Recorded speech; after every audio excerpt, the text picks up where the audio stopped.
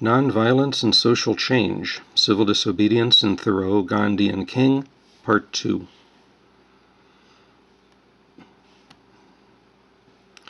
So I wanted to look at this point at some of Gandhi's influence on Dr. King, and just two very specific quotes in which we can clearly see this influence.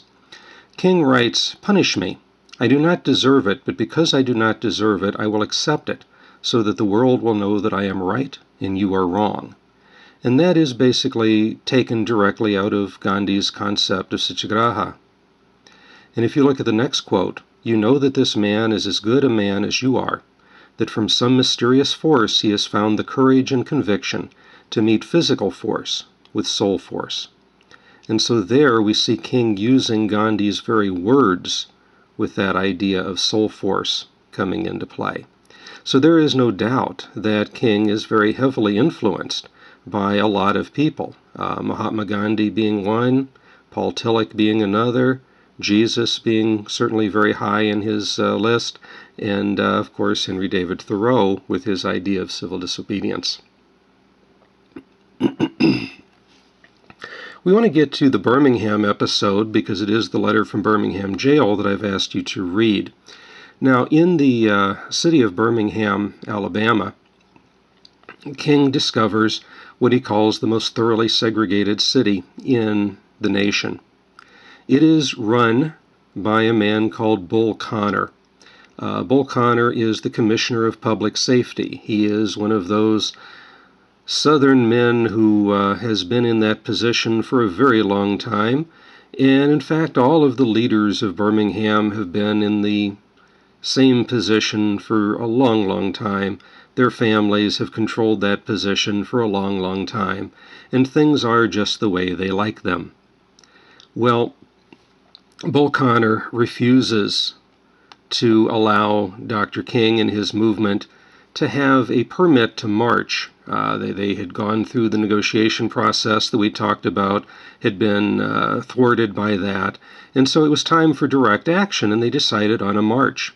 But you have to have a permit to march, and so Bull Connor refuses that permit. King makes the decision, along with other leaders of the Southern Christian Leadership Conference, that they will march anyway without the permit, an act of clear civil disobedience.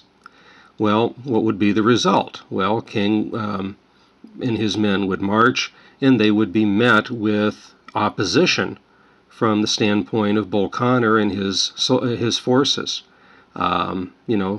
Police officers with billy clubs, dogs, fire hoses, the works. They would be essentially captured and carted off to jail. Now, when Dr. King, who was perceived as the real troublemaker here, was taken in, certainly the jails filled up just as was expected. King was placed into a solitary confinement. He was not allowed to see anyone. He was not allowed to speak to a lawyer. He wasn't allowed any civil liberties or rights whatsoever. And so this was a great concern. This could have very easily been the end of his life and his career right at that moment. But fortunately, King did have friends in high places, and his wife was able to contact Robert Kennedy, who was the Secretary of State, and he is going to be able to intervene and get King moved into a normal cell and allowed to see visitors, allowed to speak to his lawyer, and so on. Well, anyway, Dr. King is going to, at that point, read a letter in the newspaper that is addressed. It's an open letter addressed to him, written by the major religious leaders in the state of Georgia. The state of Alabama. We're in Alabama now.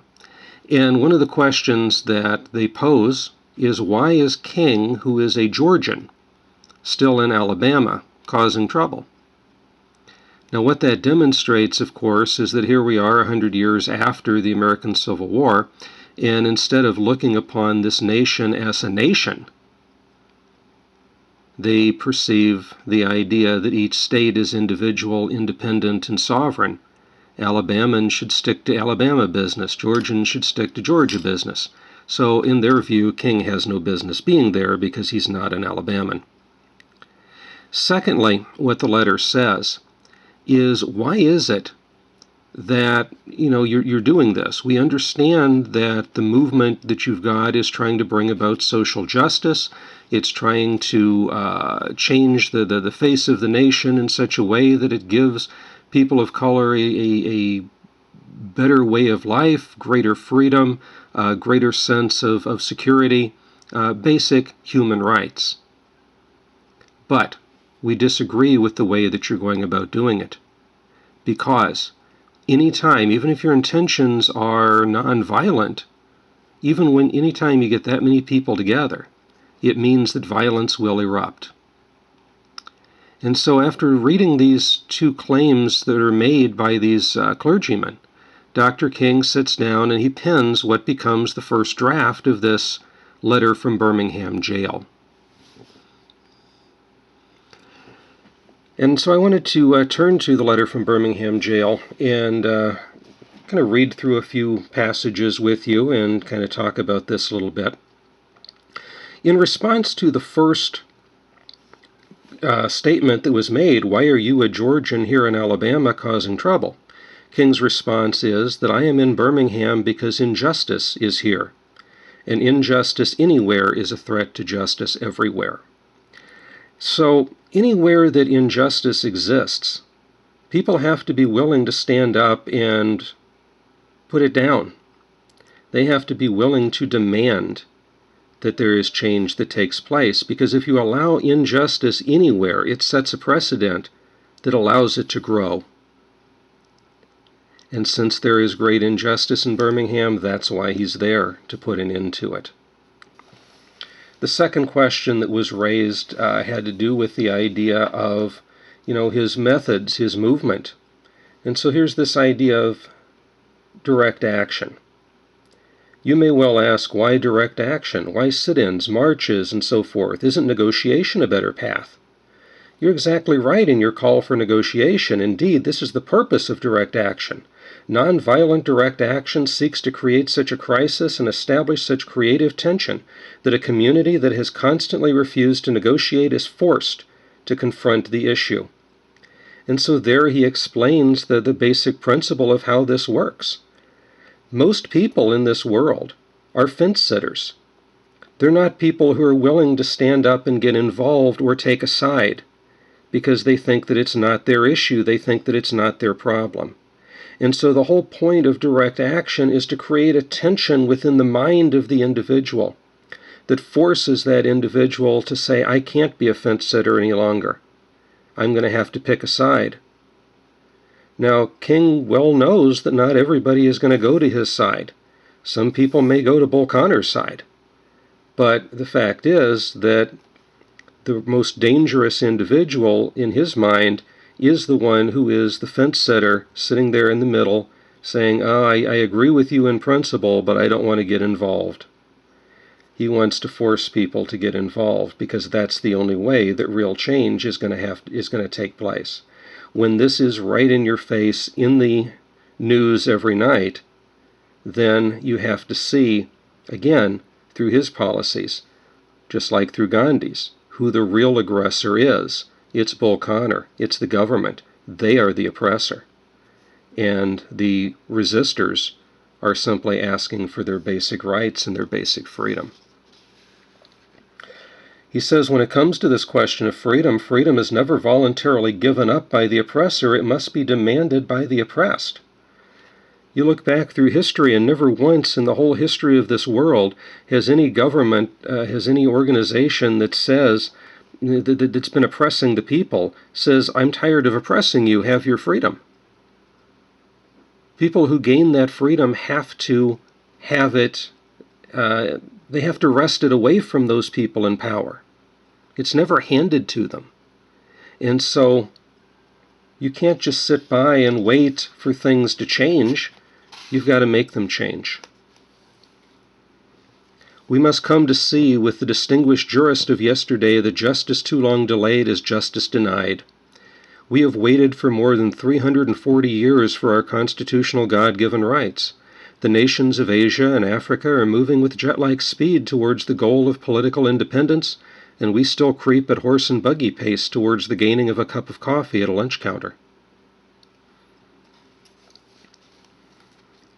In this next passage, we see a very nice little zing on his part. You express a great deal of anxiety over our willingness to break laws.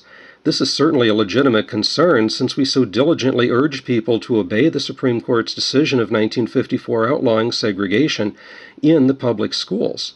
It's rather strange and paradoxical to find us consciously breaking laws. One may well ask, how can you advocate breaking some laws and obeying others? The answer is found in the fact that there are two types of laws. There are just laws and unjust laws. I would be the first to advocate obeying just laws. One has not only a legal but a moral responsibility to obey just laws. Conversely, one has a moral responsibility to disobey unjust laws. I would agree with St. Augustine that an unjust law is no law at all. So, first of all, we recognize that the Supreme Court's decision of 1954 is to outlaw segregation in the public schools. They are trying to follow that law, not break it. But the people of Birmingham are the ones who are violating it. The government of Birmingham is the one that's violating it. But he goes on to explain here, well, how can you violate some and not others?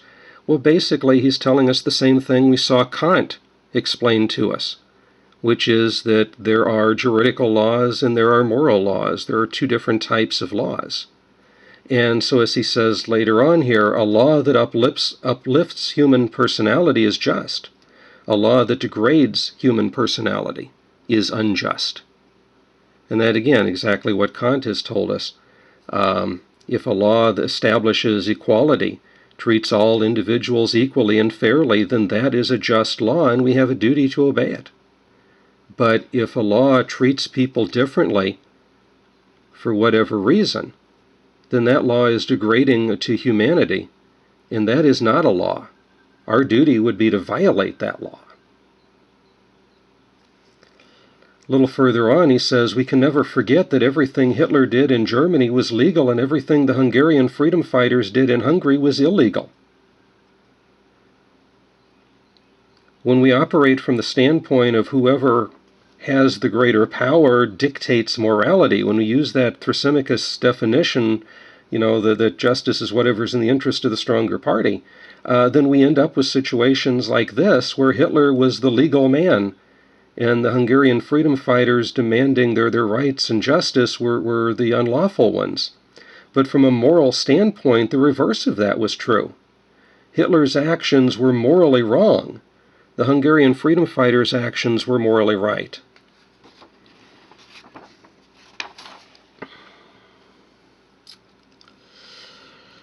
He says, in your statement you asserted that our actions, even though peaceful, can be condemned because they precipitate violence.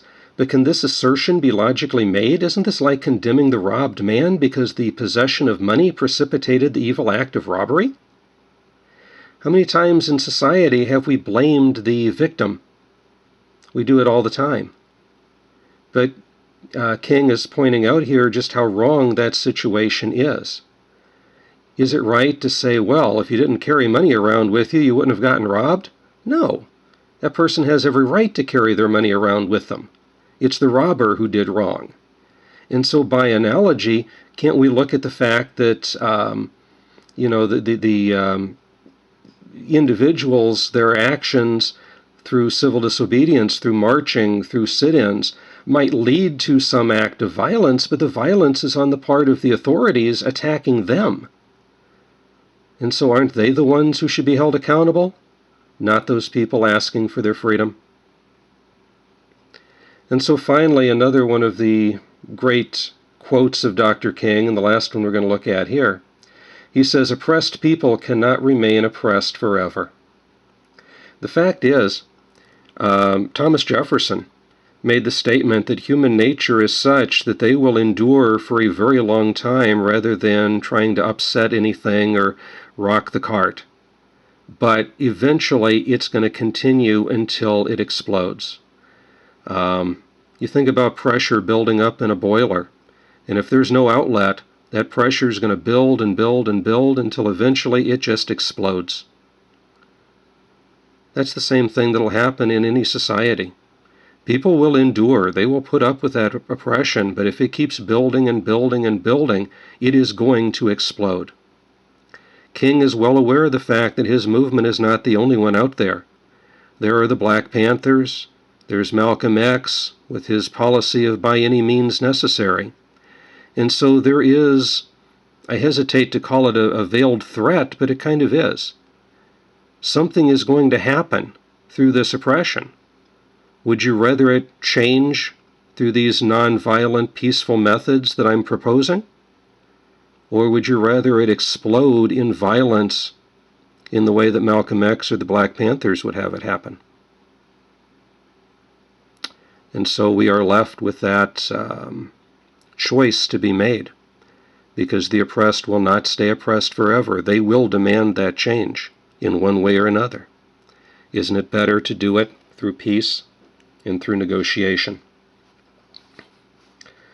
Well, one last thing I want to mention quickly before we leave this lecture is that a lot of people think that Dr. King was this huge hero to every colored person in America.